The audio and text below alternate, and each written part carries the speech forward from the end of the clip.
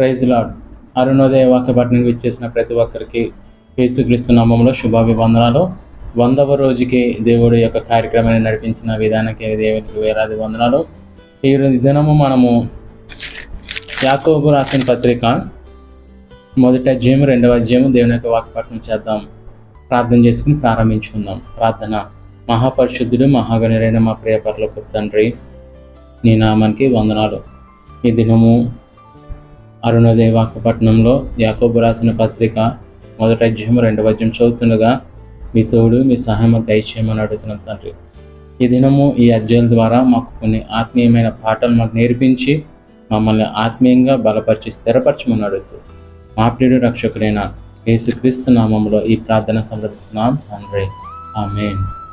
యాకోబు రాసిన పత్రిక 1వ అధ్యాయము. దేవుని యొక్కయు ప్రభు అయిన యేసుక్రీస్తు యొక్కయు దాసుడైన యాకోబు అన్య దేశముల యందు చెదరియున్న 12 గోత్రముల వారికి శుభమని చెప్పి వ్రాయినది. నా సహోదరులారా, మీ విశ్వాసము కలుగు పరీక్ష ఓర్పును పుట్టించిన నెరిగి మీరు నానా విధములైన శోధనలో పడినప్పుడు అది మహానందమని ఎంచుకొనుడి. మీరు సంపూర్ణను అనులాంగులను ఏ విషయంలోనైనాను కొదువలేని వారునై ఉండునట్లు ఓర్పు తన క్రియను కొనసాగనింపనీయుడి. మీలో ఎవరికైనాను జ్ఞానము కొదువుగా ఉన్న యెడల అతడు దేవుణ్ణి అడగవలెను, అప్పుడది అతనికి అనుగ్రహింపబడును. ఆయన ఎవరిని గద్దింపక అందరికీ ధారాళముగా దయచేయువాడు.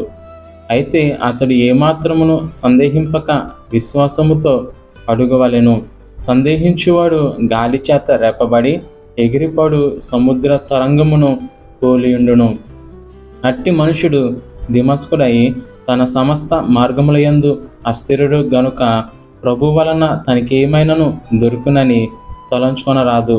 దీనుడైన సహోదరుడు తనకు కలిగిన ఉన్నత దశయందు అతిశయింపవలెను.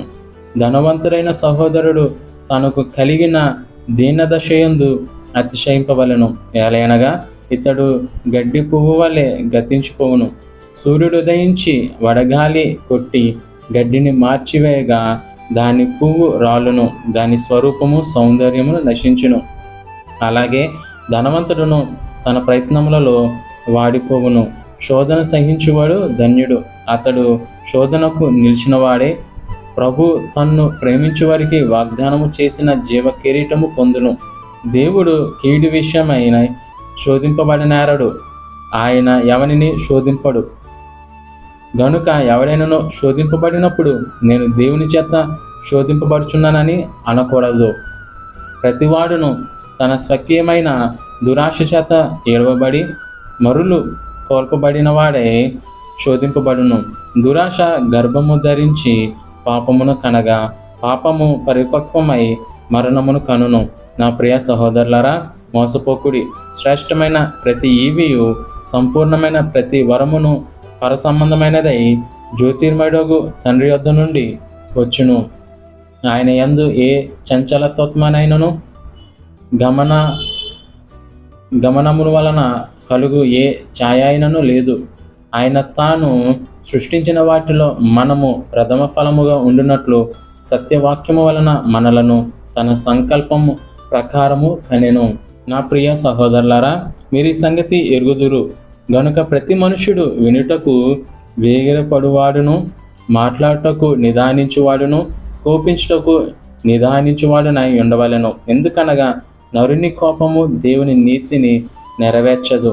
అందుచేత సమస్త కల్మషమును విర్రవీగుచున్న దుష్టత్వమును మాని లోపల నాటబడి మీ ఆత్మలను రక్షించుటకు శక్తిగల వాక్యమును సాత్వికముతో అంగీకరించుడి. మీరు వినువారు మాత్రమయుండి మిమ్మును మీరు మోసపుచ్చుకొనకుండు వాక్య ప్రకారము ప్రవర్తించువారునై యుండుడి. ఎవడైనను వాక్యమును వినువాడయుండి దాని ప్రకారము ప్రవర్తింపని వాడైతే వాడు అద్దములో తన సహజముఖమును చూచుకొను మనుషుని పోలి ఉన్నాడు. వాడు తన్ను చూచుకొని అవతలికి పోయి తనెట్టివాడో వెంటనే మర్చిపోవును కదా. అయితే స్వాతంత్ర్యము నిచ్చు సంపూర్ణమైన నియమములో చేరి చూచి నిలకడగా ఉండువాడెవడో వాడు విని మర్చువాడు కాక క్రియను చేయువాడునై ఉండి తన క్రియలలో ధన్యుడగును. ఎవడైనను నోటికి కళ్ళెము పెట్టుకొనక తన హృదయమును మోసపరుచుకొనుచు భక్తి గలవాడినని అనుకొనిన ఎడల వాని భక్తి వ్యర్థమే. తండ్రి అయిన దేవుని ఎదుట పవిత్రమును నిష్కలంకమునైన భక్తి ఏదనగా దిక్కులేని పిల్లలను విధవరాండ్రను వారి ఇబ్బందుల్లో పరామర్శించుటయు ఇహలోక మాలిన్యము తనకంటకుండా తన్ను తాను కాపాడుకొనుటయునే. 2వ అధ్యాయము. నా సహోదరులారా, మహిమ స్వరూపియగు మన ప్రభువైన యేసుక్రీస్తును గూర్చిన విశ్వాస విషయంలో మోమాటము గలవారై ఉండకొడి. ఎలా అనగా బంగారు ఉంగరము పెట్టుకొని ప్రశస్త వస్త్రములు ధరించుకొని ఒకడు మీ సమాజ మందిరంలోనికి వచ్చినప్పుడు మురికి బట్టలు కట్టుకొనిన దరిద్రుడును లోపలికి వచ్చిన ఎడల మీరు ప్రశస్త వస్త్రములు ధరించుకుని వానిని చూచి సన్మానించి నీవిక్కడ మంచి స్థలమందు కూర్చుండమని చెప్పి ఆ దరిద్రునితో నీవిక్కడ నిలువుము, లేక ఇక్కడ నా పాదపీఠంకు దిగువను కూర్చుండమని చెప్పినలా మీ మనసులో భేదము పెట్టుకొని మీరు దురాలోచనతో విమర్శ చేసిన వారవుదురు కారా? నా ప్రియ సహోదరులారా, ఆలకించుడి. ఈ లోక విషయంలో దరిద్రులైన వారిని విశ్వాసమందు భాగ్యవంతులుగాను తను ప్రేమించు వారికి తన వాగ్దానము చేసిన రాజ్యమునకు వారసులుగాను ఉండుటకు దేవుడు ఏర్పరచుకొనలేదా? అయితే మీరు దరిద్రులను అవమానపరచుదురు, ధనవంతులు మీ మీద కఠినముగా అధికారము చూపుదురు. మిమ్మును న్యాయసభలకు ఈడ్చుచున్న వారు వీరే కదా. మీకు పెట్టబడిన శ్రేష్టమైన నామము దూషించేవారు వీరే కదా. మెట్టుకు నీ వలె నీ పొరుగువానిని ప్రేమించుమను లేఖనములో ఉన్నట్టి ప్రాముఖ్యమైన ఈ ఆజ్ఞను మీరు నెరవేర్చిన ఎడల బాగుగానే ప్రవర్తించువారవుదురు. మీరు పక్షపాతము గలవారైతే ధర్మశాస్త్రం వలన అపరాధులని తీర్చబడి పాపము చేయువారవుదురు. ఎవడైనను ధర్మశాస్త్రమంతా గైకొని ఒక ఆజ్ఞ విషయంలో తప్పిపోయిన ఎడల ఆజ్ఞలన్నిటిని విషయంలో అపరాధి అగును. వ్యభిచారింపవద్దని చెప్పినవాడు నరహత్య చేయవద్దని చెప్పాను గనుక నీవు వ్యభిచారింపపోయినను నరహత్య చేసిన ఎడల ధర్మశాస్త్ర విషయంలో అపరాధవైతివి. స్వాతంత్ర్యం ఇచ్చు నియమము చొప్పున తీర్పు పొందబో వారికి తగినట్టుగా మాట్లాడుడి, అలాగుననే ప్రవర్తించుడి. కనికరము చూపనివాడు కనికరము లేని తీర్పు పొందును. కనికరము తీర్పును మించి అతిశయమ పడును. నా సహోదరులారా, క్రియలు లేనప్పుడు ఎవడైనా తనకు విశ్వాసము కలదని చెప్పినడలా ఏమి ప్రయోజనము? అట్టి విశ్వాసం అతన్ని రక్షింపగలదా? సహోదరుడైనను సహోదరి అయినను దిగంబరులై ఆ నాటికి భోజనము లేక ఉన్నప్పుడు మీలో ఎవడైనను శరీరమునకు కావలసిన వాటిని ఇయ్యక సమాధానముగా వెళ్ళుడి, చలి కాచుకొనుడి, తృప్తి పొందుడని చెప్పిన ఎడల ఏమి ప్రయోజనము? అలాగే విశ్వాసము క్రియలు లేనిదైతే అది ఒంటిగా ఉండి మృతమైనదగును. అయితే ఒకడు నీకు విశ్వాసం ఉన్నది, నాకు క్రియలు ఉన్నవి, క్రియలు లేకుండా నీ విశ్వాసమునకు కనపరచుము, నేను నా క్రియల చేత విశ్వాసమును నీకు కనపడుతుందని చెప్పును. దేవుడు ఒక్కడని నీవు నమ్ముచున్నావు, అలాగూ నమ్ముట మంచిదే. దయ్యములను నమ్మి వణుకుచున్నవి. వ్యర్థుడా, క్రియలు లేని విశ్వాసము నిష్ఫలమైనదని తెలిసి కొనుగోర్చున్నావా? మన పితరుడైన అబ్రహాము తన కుమారుడైన ఇస్సాకుకు బలిపీఠము మీద అర్పించినప్పుడు అతడు క్రియల వలన నీతిమంతుడని తీర్పు పొందలేదా? విశ్వాసము అతని క్రియలతో కూడా కార్యసిద్ధి కలగజేసిననియు క్రియల మూలముగా అతని విశ్వాసం పరిపూర్ణమైనదనియు గ్రహించుచున్నావు కదా.